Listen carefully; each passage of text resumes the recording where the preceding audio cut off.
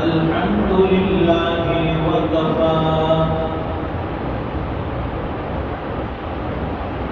وسلام على عباده الذين اصطفى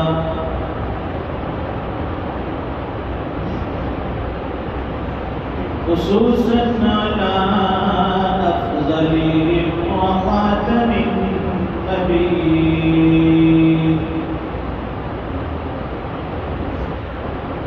محمد الأمين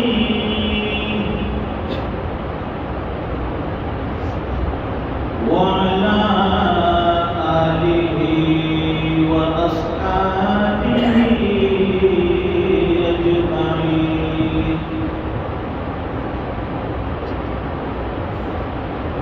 أما بعد فأعوذ بالله من الشيطان الرجيم. بسم الله الرحمن الرحيم.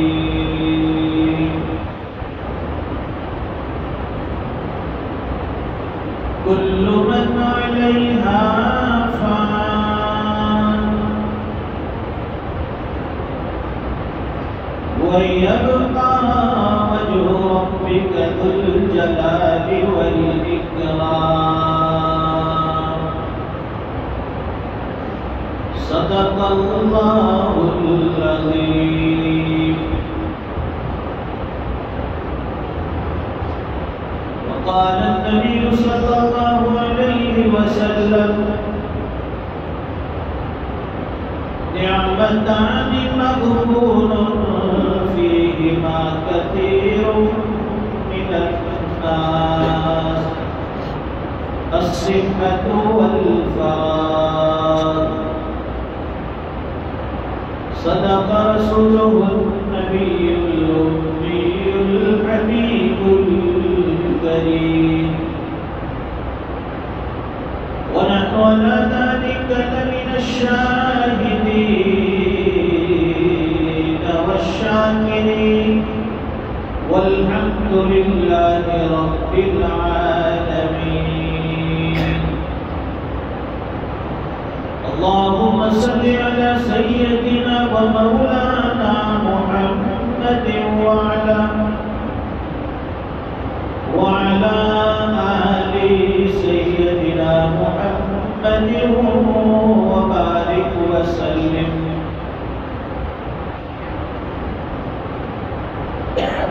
بزرگ اور دینی بھائیوں، اللہ کی بے شمار نعمتیں انسان پر روزانہ برستی ہیں. ہم نعمتوں سے گھرے ہوئے ہیں. جب سے آنکھ کھلی ہے اس وقت سے لے کر نعمتوں کا استعمال.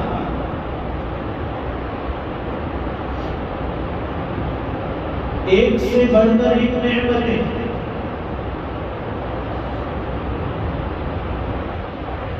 کوئی انسان یہ نہیں کہہ سکتا کہ مجھے اللہ نے نعمتیں نہیں عطا فرمائی. انسان کے پاس صحت کی اتنی بڑی نعمت ہے. اللہ نے تندرستی عطا فرمائی ہے، کتنی بڑی نعمت ہے.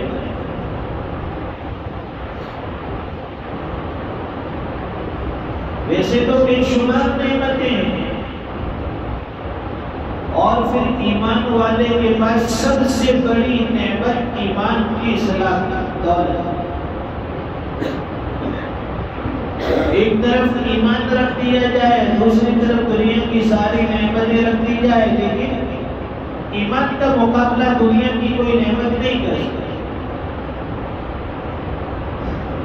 اور پھر صرف اس دولت ایمان کے لیے ہم نے قربانی نہیں دی.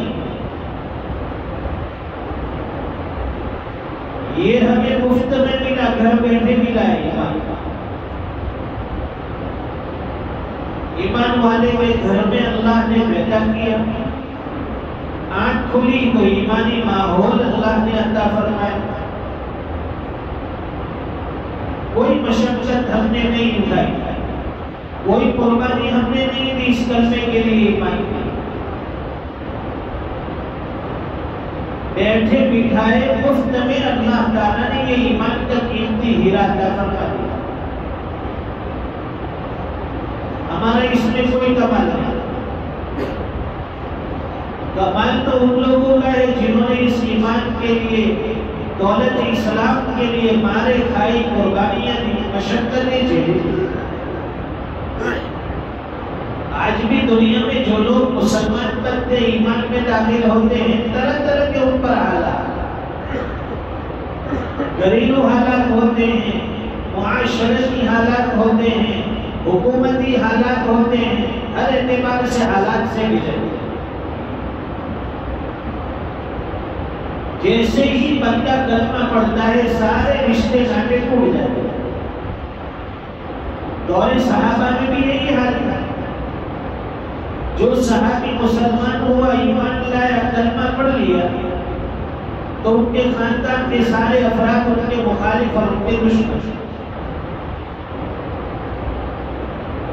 لیکن اللہ تبارک و تعالیٰ نے بہت فضل فرمایا، بہت کرم فرمایا.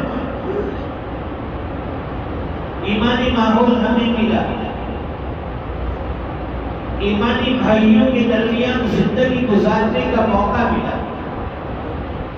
ورنہ چلے جائیے دور دراز کے علاقے میں جہاں ہزاروں کی تعداد میں مشکل سے 2-4 مسلم گھرانے ہوتے ہیں،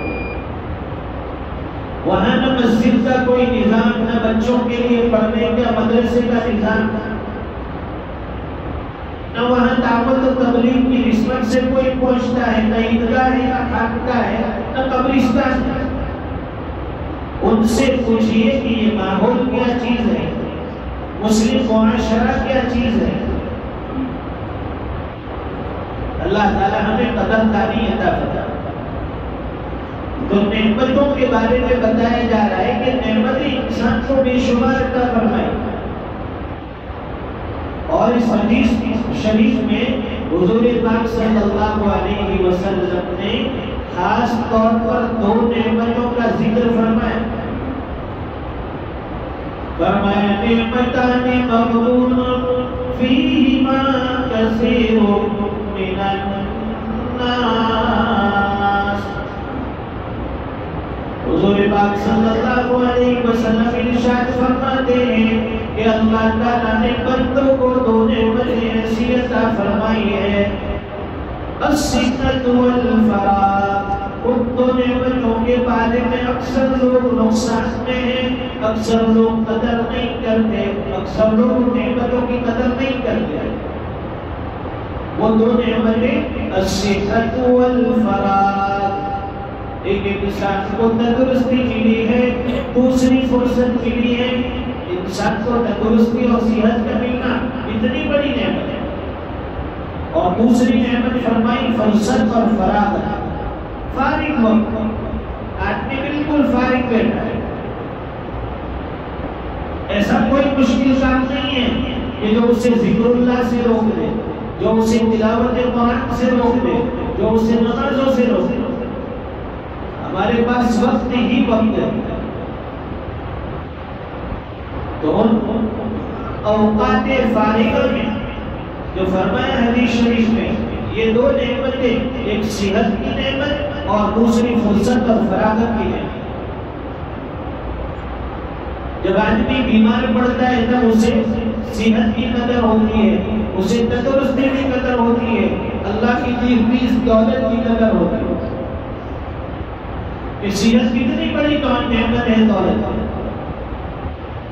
40-50 سال کے بعد جب آدمی سجدے کی نعمت سے محروم ہوتا ہے، گھٹنوں میں درد آ گیا، کمر میں درد آ گیا، اب سجدہ کرنا پڑتا ہے، جھکنے میں تکلیف ہے، بیٹھنے میں تکلیف ہے، ماتھا ٹیکنے میں تکلیف ہے. جوانی میں پتہ نہیں چلتا کہ گھٹنوں کا درد کیا ہے، کمر کا درد کیا ہے، آنکھوں کی کمزوری کیا ہے، ہاتھ پیر کا لرزہ کیا چیز ہے. انسان کو پتہ نہیں چلتا صحت کے زمانے میں، جوانی کے زمانے میں. لیکن جیسے ہی عمر کے اندر ڈھلوان آتا ہے، انسان عمر کا ایک حصہ گزار لیتا ہے، جب بڑھاپے کی طرف آگے اس کے قدم بڑھتے ہیں، تب اسے پتہ چلتا ہے کہ گھٹنوں کا درد ہائے ہائے. کمر کا درد کیا چیز ہے؟ تو انسان کو رکوع کی نعمت سے محروم کرتا ہے، دولت سجدے سے اسے محروم کر دیتا ہے۔ آدمی کرسی پہ بیٹھ کر نماز پڑھتا ہے، رکوع سجدہ نہیں کر سکتا، اشارے سے نماز پڑھنی پڑتی ہے۔ تو یہ دو نعمتیں جس کی انسان قدر نہیں کرتا، اس کی قدر کرنی سیکھے۔ صحت بہت بڑی دولت ہے، نعمت ہے۔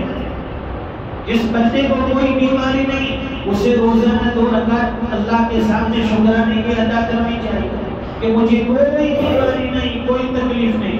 ورنہ کسی کو شوگر آ گیا، ڈائبٹیز، کسی کو پریشر آ گیا، کسی کو دوسری کوئی بیماری لگ گئی، اب روزانہ گولیاں کھاؤ، صبح ہوتے گولی کھاؤ، دوپہر میں گولی کھاؤ، رات میں گولی کھاؤ، یہ گولی والی زندگی آ گئی اسی۔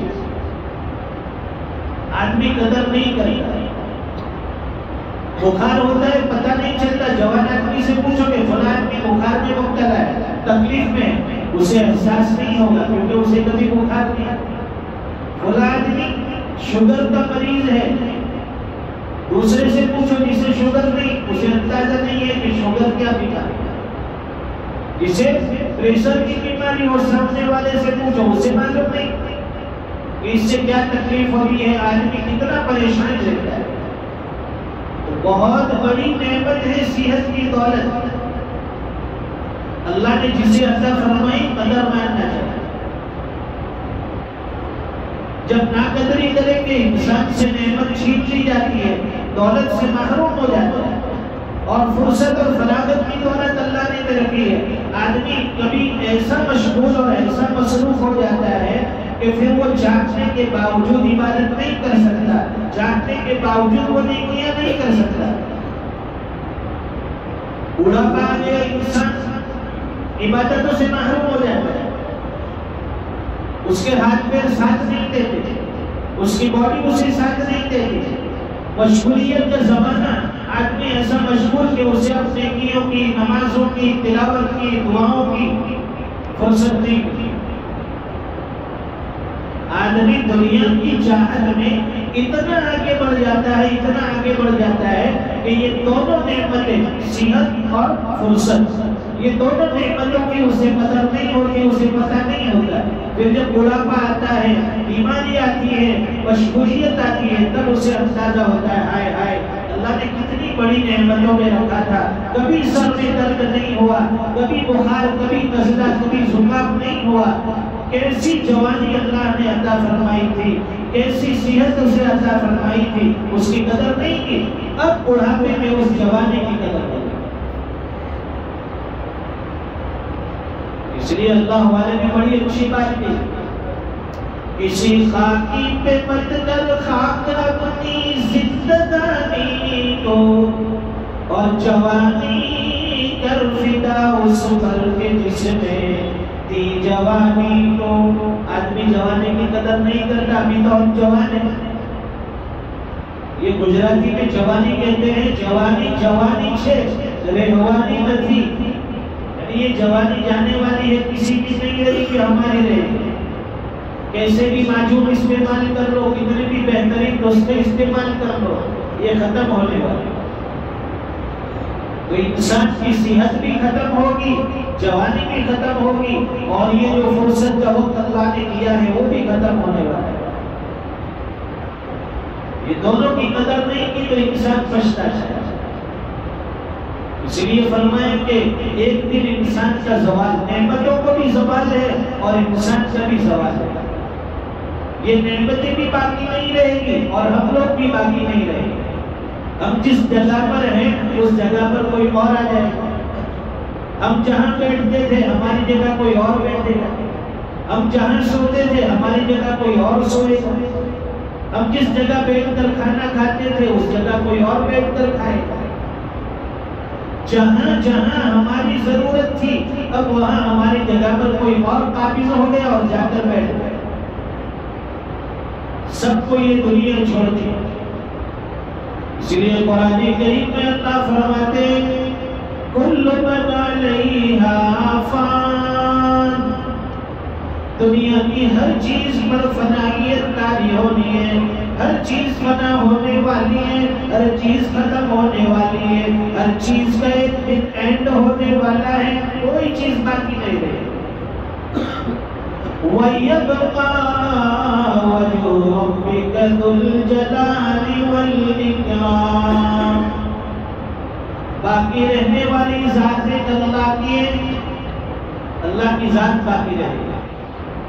اس لیے قیامت کے دن اللہ پوچھیں گے دنیا میں جو حکومت کا دعویٰ کرتے تھے، جو بادشاہت پر اتراتے تھے، جو اقتدار اور منصب کے اوپر لوگوں کو ڈرا کے دھمکاتے تھے، تو قیامت کے دن اعلان ہوگا لمن الملک اليوم، آج بادشاہت کس کی ہے؟ بولو آج کون بادشاہ ہے؟ للہ الواحد القہار، ایک زبردست اللہ کی حکومت آج بھی ہے، قیامت کے دن بھی ہوگی، ایک اللہ کی بادشاہت آج بھی ہے اور قیامت کے دن بھی ہوگی۔ سب چیز بنا ہونے والی، ختم ہونے والی۔ اگر اللہ نے اقتدار دیا ہے، اللہ نے کوئی منصب دیا ہے، اللہ نے کوئی عہدہ اور مرتبہ دیا ہے، اس کی قدر کیجئے، صحیح نہج پر بیٹھ کر کام کیجئے، امانت داری، دیانت داری، تقوی اور پرہیزگاری کے ساتھ اس منصب پر ٹکے رہیے اور اپنی ایمانداری اور امانت داری کا ثبوت دیجیے، ورنہ پھر یہی عہدہ، یہی کرسی، یہی منصب قیامت کے دن کہیں ہماری گرفت کا، کہیں ہماری پکڑ کا سبب نہ بن جائے کہ تم نے اس عہدے پر رہتے ہوئے بے ایمانی کی، اس منصب پر رہتے ہوئے تم نے ناقدری کی اور تم نے دغا بازی کی، تم نے خیانت کی۔ اللہ تعالیٰ اس سے حفاظت کرے۔ یہ عہدے اور مرتبے اور منصب دکھنے میں بڑے اچھے ہیں، لیکن یہ بڑی نازک چیز ہے، اس پر جب پکڑ ہوتی ہے تو آدمی ایسا پکڑا جاتا ہے زندگی کی ساری نیکیاں داؤں پر لگ جاتی ہیں۔ اس لیے ہمارے بعض اکابر اور ہمارے بعض مشائخ ایسے عہدے اور مرتبے سے دور رہتے ہیں۔ بھائی ہم جو بھی کام کرتے ہیں خالصۃ للہ، اللہ کی رضا کے لیے، اللہ کے لیے ہم نے کام کیا، ہمیں کوئی مرتبہ نہیں چاہیے، ہمیں کوئی عہدہ نہیں چاہیے، ہمیں کوئی منصب اور مرتبہ نہیں چاہیے، کیونکہ سب چیزوں کو فنا آنا، یہ اللہ نے عارضی چیز پر رکھا ہے۔ آج کوئی سرپنچ ہے، آئندہ کوئی جا کر ڈیپٹی بنے گا، کوئی کمشنر بنے گا، کوئی ایم ڈی بنے گا، کوئی پی ایم بنے گا، یہ سب کے عارضی منصب ہے، ایک دن سب چھوڑ چھاڑ کر انسان دنیا سے چلا جائے، لیکن اس وقت کے آنے سے پہلے ہمیں اس کی قدر کرنی ہے، زندگی کی قدر کرنی ہے، صحت کی قدر کرنی ہے، نعمتوں کی قدر کرنی ہے۔ رمضان کا مبارک مہینہ آنے والا ہے، یہ 11 مہینے ہم اپنی مرضی کے مطابق گزارتے ہیں، اب آنے والا صیام رمضان یہ مبارک مہینہ ہمیں یہ دعوت دیتا ہے کہ آئیے 11 مہینے تم نے اپنی مرضی کی زندگی گزار دی، ایک مہینہ اللہ کی مرضی کے مطابق گزار کر دکھا دو، ایک مہینہ اللہ کے منشے کے مطابق اپنی زندگی گزار کر اپنے رب کو راضی کر لو۔ یہ بڑا مبارک مہینہ ہے، ہر کسی کو نصیب نہیں ہوتا، ہر سال آنے والا نہیں ہے، جو اس رمضان میں ہے وہ اگلے رمضان میں نہیں ہوگا، جو اگلے رمضان میں ہوگا وہ اس کے بعد والے میں نہیں ہوگا۔ اس لیے فرصت زندگی اور یہ اللہ تعالیٰ نے جوانی اور زندگی عطا فرمائی، اس کی بھی ہمیں قدر کریں۔ بہت مبارک ہے وہ لوگ جو اپنی جوانی کی قدر کرتے ہیں، اپنی زندگی کے قیمتی لمحات کی قدر کرتے ہیں، اپنے رب کو راضی کرنے کی فکر کرتے ہیں اور گناہوں کو چھوڑ کر، معصیت کو چھوڑ کر نیکیوں کی طرف آتے ہیں، عبادت کی طرف آتے ہیں، اللہ کے دربار کی طرف آتے ہیں، رجوع اللہ کرتے ہیں، ساری چیزوں کو چھوڑ کر بس ایک اللہ کے در پر آ کر اس اللہ کو منانے کی، اس اللہ کو راضی کرنے کی فکر میں لگ جاتے ہیں۔ اللہ تعالیٰ اس بندوں سے بڑے خوش ہوتے ہیں، ان سے بڑے راضی ہوتے ہیں، انہیں اپنی آنکھوں سے رحمت میں ڈھانپ لیتے ہیں، انہیں اپنا قرب نصیب فرماتے ہیں۔ ایسے بندوں کے لیے اللہ تعالیٰ نے جنت کے وعدے فرمائے ہیں۔ اللہ تعالیٰ کہیں سنی باتوں پر عمل کی توفیق عطا فرمائے، زندگی کے ایک ایک لمحے کی قدردانی عطا فرمائے۔ وآخر دعوانا الحمدللہ رب العالمین۔